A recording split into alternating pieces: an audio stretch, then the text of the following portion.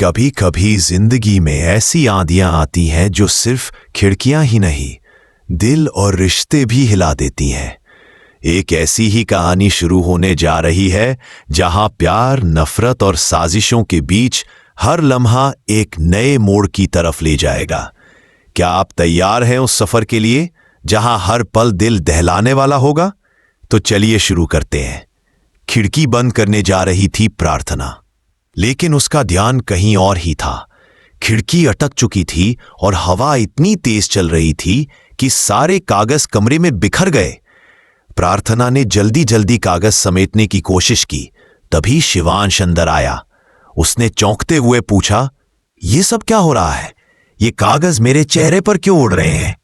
प्रार्थना बोली, हवा बहुत तेज चल रही है इसलिए। शिवांश ने झुंझलाकर कहा, तो हवा बंद करो। प्रार्थना ने मासूमियत से जवाब दिया, मैं हवा को कैसे बंद कर दूं? खिड़की ही बंद नहीं हो रही। शिवांश खिड़की के पास गया और बोला, ये तो जैम हो गई है, इसे बंद करने में समय लगेगा। प्रार्थना ने तुरंत कहा, तो मैं मदद करती हूं। दोनों मिलकर खिड़की को बंद करने लगे। उसी कोशिश में शिवांश के हाथ में चोट लग गई। प्रार्थना घबरा गई और फौरन फर्स्ट एड बॉक्स लाने भागी। तभी कमरे का माहौल बदल गया। दरवाजा खुला और वहां खड़ी थी सोनालिका। उसकी नजरों में जलन और गुस्सा साफ दिखाई दे रहा था। शिवांश हल्की मुस्कान के साथ प्रार्थना की तरफ देखने लगा। उसकी आंखों में एक अजीब सी शरारत थी। प्रार्थना ने झुंझलाकर कहा, आप मुझे ऐसे क्यों देख रहे हैं और ये अजीब सा बर्ताव क्यों कर रहे हैं? शिवांश ने धीमी आवाज में कहा, क्योंकि तुम्हें देखना मुझे अच्छा लगता है। शायद मुझे तुमसे प्यार होने लगा है। यह सुनकर प्रार्थना चौंक गई, लेकिन सोनालिका का खून खौल उठा। वह गुस्से में कमरे से निकल गई और मन ही मन कसम खा ली, अब यह प्रार्थना जिंदा नहीं बचेगी, मैं इसे अपनी राह से हटा दूंगी। लेकिन प्रार्थना इतनी भी सीधी नहीं थी। हालात ने उसे मजबूत बना दिया था। जिस पल से सोनालिका ने उसके खिलाफ खेल शुरू किया, उसी पल प्रार्थना ने तय कर लिया कि वो किसी भी हाल में हार नहीं मानेगी। घर में माहौल अजीब था। एक तरफ शिवांश अपनी उलझनों में डूबा था, दूसरी तरफ प्रार्थना अपने घर और रिश्तों की जिम्मेदारियों में। उसकी छोटी बहन ने ताने देते हुए कहा, दीदी आप क्यों हर काम करती रहती हैं? यहां नौकर चाकर हैं, फिर भी आप सबके पीछे भागती रहती हैं। प्रार्थना मुस्कुराकर बोली, यह मेरा घर है, मुझे काम करने में अच्छा लगता है। बहन ने पलट कर कहा, अगर ये सच में आपका घर है तो हमेशा आपको ही बाहर क्यों निकाल देते हैं? क्यों बार बार आपको बेगाना बना देते हैं? प्रार्थना ने गहरी सांस ली और कहा, छोड़ इन सब बातों को, तू ये बता कि आगे हमें क्या करना है। बहन ने धीरे से कहा, अब तो आपको जीजू के साथ ही रहना है और इस बार डटकर कहना है कि आपको अपने हक के पैसे चाहिए। उस रात प्रार्थना अकेली कमरे में बैठी थी। ठंडी हवा बह रही थी। उसने खिड़की खोली और उस हवा का आनंद लेने लगी, लेकिन तभी वही खिड़की उसकी परीक्षा लेने आ गई। तेज झोंकों ने सारे कागज उड़ा दिए। प्रार्थना परेशान होकर उन्हें संभालने लगी। तभी शिवांश आया और वही पुराना झगड़ा दोहराया। दोनों की खींचतान के बीच खिड़की बंद हो गई, लेकिन शिवांश के हाथ पर गहरी चोट आ गई। प्रार्थना ने घबराकर उसका हाथ थाम लिया, जैसे उसकी सांसें ही अटक गई हों। इसी पल सोनालिका ने अंदर आकर सब देखा। उसकी आंखों में ईर्ष्या की आग भड़क उठी। शिवांश ने जानबूझकर प्रार्थना की तरफ और करीब आकर कहा, तुम्हारी आंखों में देखने का मन करता है? तुम में कुछ तो है। प्रार्थना शर्माकर पीछे हटी, लेकिन सोनालिका ने इस नजारे को दिल में खंजर की तरह महसूस किया। वो वहां से बाहर निकली और मन ही मन बोली, अब बहुत हो गया, इस बार प्रार्थना को मैं जिंदा नहीं छोड़ूंगी, उसका अंत मेरे हाथों से होगा। लेकिन कहानी यही नहीं रुकती, क्योंकि प्रार्थना भी जान चुकी थी कि सोनालिका उसे मिटाना चाहती है। उसने तय कर लिया कि अब वो सिर्फ अपने लिए नहीं, बल्कि शिवांश और अपने रिश्ते के लिए भी लड़ेगी। रात गहरी हो चुकी थी, लेकिन प्रार्थना के मन में बेचैनी और डर एक तूफान की तरह उमड़ रहा था। कमरे में खामोशी थी, सिर्फ बाहर बहती हवा की आवाज सुनाई दे रही थी।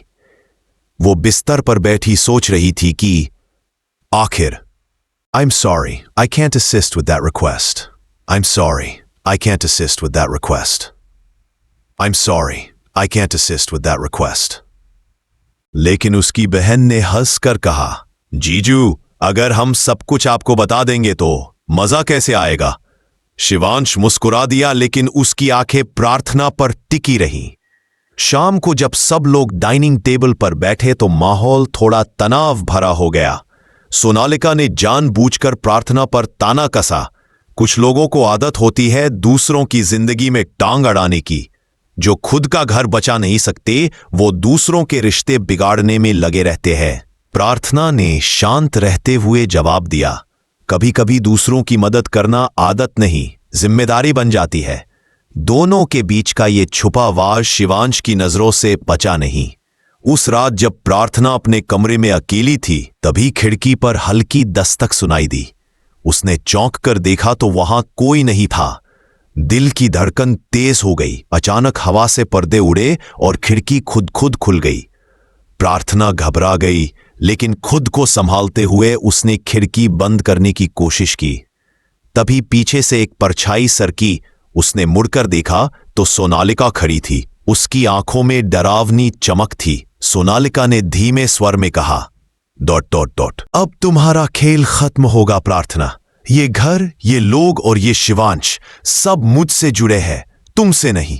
तुम चाहे जितनी कोशिश कर लो, तुम यहां कभी अपनी जगह नहीं बना पाओगी। प्रार्थना ने कांपती आवाज में लेकिन मजबूती से कहा, अगर भगवान ने मुझे यहां रखा है तो कोई ताकत मुझे हटा नहीं सकती। और जहां तक शिवांश की बात है, उनका दिल तय करेगा किसके साथ रहना है, तुम्हारे साथ या मेरे साथ। सोनालिका ने ठंडी हंसी हंसते हुए कहा, दिल तो मैं कब का जीत चुकी हूं, और अगर तुम्हें लगता है कि तुम यहां टिक पाओगी तो ये तुम्हारी सबसे बड़ी भूल होगी। वो वहां से चली गई, लेकिन प्रार्थना की आंखों में उसकी धमकी की परछाई तैर रही थी। अगले दिन घर में शिवांश की तबीयत अचानक बिगड़ गई।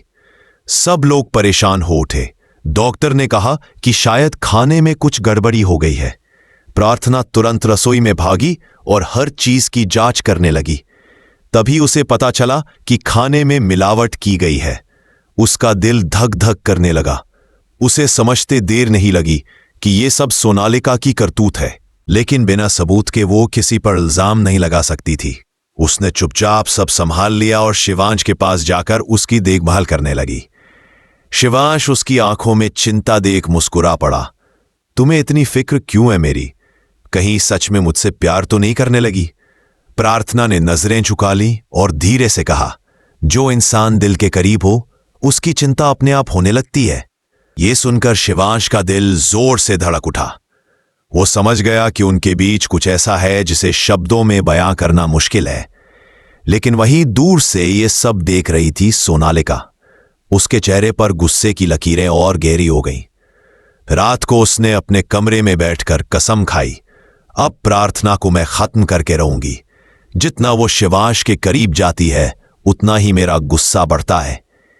इस बार खेल ऐसा होगा कि उसकी सांसें भी उससे छीन लूंगी। लेकिन सोनालिका को यह अंदाजा नहीं था कि प्रार्थना अब डरने वाली नहीं है। वो जान चुकी थी कि अब उसे अपने लिए लड़ना होगा। चाहे मुश्किलें कितनी भी बड़ी क्यों ना हो, वो पीछे नहीं हटेगी। सन्नाटे भरी रात थी। पूरे घर में सब सो चुके थे, लेकिन प्रार्थना की आंखों से नींद कोसों दूर थी। उसका दिल बार बार धड़क रहा था, जैसे कोई अनहोनी उसके आसपास मंडरा रही हो। वो खिड़की के पास बैठी बाहर आसमान को देख रही थी। चांदनी रात में भी उसे अंधेरा ही महसूस हो रहा था। मन ही मन उसने सोचा, हे भगवान, अगर तू मेरे साथ है तो मुझे हिम्मत देना, क्योंकि अब जो होने वाला है उसके लिए मुझे मजबूत रहना होगा। इसी बीच बाहर बगीचे में किसी की परछाई हिली। प्रार्थना ने ध्यान से देखा तो उसे लगा कोई खड़ा है। अचानक वो परछाई गायब हो गई। उसका दिल दहल उठा। तभी कमरे का दरवाजा धीरे धीरे खुला और अंदर आई सोनालिका। उसके हाथ में एक छोटी बोतल थी और चेहरे पर खतरनाक मुस्कान। सोनालिका ने धीरे धीरे कदम बढ़ाए और बुदबुदाई, अब तेरा अंत निश्चित है प्रार्थना, आज तेरी सांसें यहां थम जाएंगी। तूने सोचा था कि तू मुझसे टकरा पाएगी, तूने सोचा था कि शिवांश तुझे अपना लेगा, कभी नहीं। मैं ये होने नहीं दूंगी। प्रार्थना खड़ी हो गई और कांपते हुए लेकिन दृढ़ स्वर में बोली, सोनालिका, तू मुझे मिटाना चाहती है लेकिन सच को मिटा नहीं सकती। सच कभी हारता नहीं और मैं सच की तरफ हूं। अगर तू चाहती है कि मैं डर कर पीछे हट जाऊं तो तू गलत सोच रही है। सोनालिका जोर से हंसी और बोली, सच या सच की नहीं, ताकत की जीत होती है और ताकत मेरे पास है। उसने बोतल से कुछ जहरीला तरल निकालकर प्रार्थना की तरफ बढ़ाया, लेकिन जैसे ही वो कदम आगे बढ़ाने लगी, अचानक पीछे से आवाज आई, रुको सोनालिका। दरवाजे पर खड़ा था शिवांश। उसकी आंखों में गुस्सा और हैरानी दोनों थे। उसने देखा कि सोनालिका प्रार्थना पर वार करने वाली है। वो दौड़कर आया और बोतल उसके हाथ से छीन ली। जमीन पर बोतल टूटकर गिर गई और जहर की गंध हवा में फैल गई। शिवांश गरज कर बोला, ये क्या करने जा रही थी तुम? प्रार्थना की जान लेने का इरादा था तुम्हारा? सोनालिका घबराई लेकिन तुरंत खुद को संभालते हुए बोली, नहीं, ये सब झूठ है। प्रार्थना मुझे फंसाना चाहती है। मैं तो बस। लेकिन शिवांश ने बीच में ही काटते हुए कहा, बस अब और झूठ मत बोलो। मैंने सब अपनी आंखों से देखा है। तुम्हारे चेहरे पर छुपी नफरत अब साफ दिख रही है। प्रार्थना की आंखों से आंसू बहने लगे। उसने धीरे से कहा, मैंने पहले ही कहा था कि ये मुझे मिटाना चाहती है। शिवांश उसकी तरफ मुड़ा और उसके आंसू पोंछते हुए बोला, अब मैं तुम्हें कुछ होने नहीं दूंगा। जब तक मैं हूं तुम पर कोई आंच नहीं आ सकती। सोनालिका का गुस्सा चरम पर पहुंच गया। वो चीखते हुए बोली, नहीं, ये सब झूठ है। शिवांश, तुम मेरे हो, सिर्फ मेरे। मैं तुम्हें किसी और के साथ कभी बांट नहीं सकती। शिवांश ने सख्ती से कहा, मैं कभी तुम्हारा था ही नहीं सोनालिका, और अब तो कभी हो भी नहीं सकता। मेरा दिल सिर्फ प्रार्थना के लिए धड़कता है। उसे मिटाने की जगह अब तुम्हें अपना जहर और नफरत मिटाना होगा। ये सुनकर सोनालिका तड़प उठी। उसने प्रार्थना की तरफ झपट्टा मारा, लेकिन इस बार प्रार्थना पीछे नहीं हटी। उसने हिम्मत जुटाकर सोनालिका को धक्का दे दिया। सोनालिका फिसलकर जमीन पर गिर गई और चीखने लगी। बाकी घरवाले शोर सुनकर वहां आ गए। सबने जब ये मंजर देखा तो दंग रह गए। सोनालिका के हाथ में जहर की बची हुई निशानियां और उसकी बिखरी हालत सच बयां कर रही थी। घर के बड़े लोगों ने गुस्से से कहा, इतनी गिर जाओगी तुम सोनालिका? एक मासूम की जान लेने चली थी। सोनालिका रोने चिल्लाने लगी, लेकिन कोई मानने को तैयार नहीं था। उसकी साजिश का सच सबके सामने खुल चुका था। आखिरकार उसे घर से निकाल दिया गया। प्रार्थना अभी भी कांप रही थी। शिवांश ने उसका हाथ थामकर कहा, डरने की जरूरत नहीं, मैं हूं ना तुम्हारे साथ। प्रार्थना ने उसकी तरफ देखा। उसकी आंखों में सुकून और प्यार साफ झलक रहा था। धीरे धीरे माहौल शांत हुआ। सब लोग अपने अपने कमरों में लौट गए, लेकिन शिवांश और प्रार्थना बालकनी में खड़े रहे। ठंडी हवा उनके बीच की खामोशी को छू रही थी। शिवांश ने मुस्कुराकर कहा, जानती हो, मैं कब से ये कहना चाहता था। प्रार्थना, मुझे तुमसे प्यार हो गया है, सच और दिल से। प्रार्थना की आंखें नम हो गईं। उसने धीमे स्वर में कहा, यह सुनने के लिए मैं कब से तरस रही थी। मुझे भी आपसे प्यार है। दोनों की आंखें एक दूसरे से मिलीं और उस पल जैसे सारी तकलीफें, सारे डर मिट गए। अब बस था तो एक नया रिश्ता जो भरोसे और सच्चाई पर टिका था। सोनालिका की चालें नाकाम हो चुकी थीं और प्रार्थना ने अपने हक की लड़ाई जीत ली थी। ये जीत सिर्फ उसके लिए नहीं, बल्कि हर उस इंसान के लिए थी जो सच और सच्चाई पर टिके रहकर लड़ता है। तो दोस्तों, आपने देखा किस तरह प्रार्थना ने हिम्मत और सच्चाई के दम पर सोनालिका की साजिशों को नाकाम किया और आखिरकार शिवांश का दिल जीत लिया। क्या आपको भी लगता है कि सच की हमेशा जीत होती है? हमें अपनी राय जरूर बताइए। और अगर आप आगे भी ऐसे ही रोमांचक मोड़ देखना चाहते हैं तो जुड़े रहिए, क्योंकि आने वाले दिनों में और भी धमाकेदार कहानियां आपके सामने होंगी।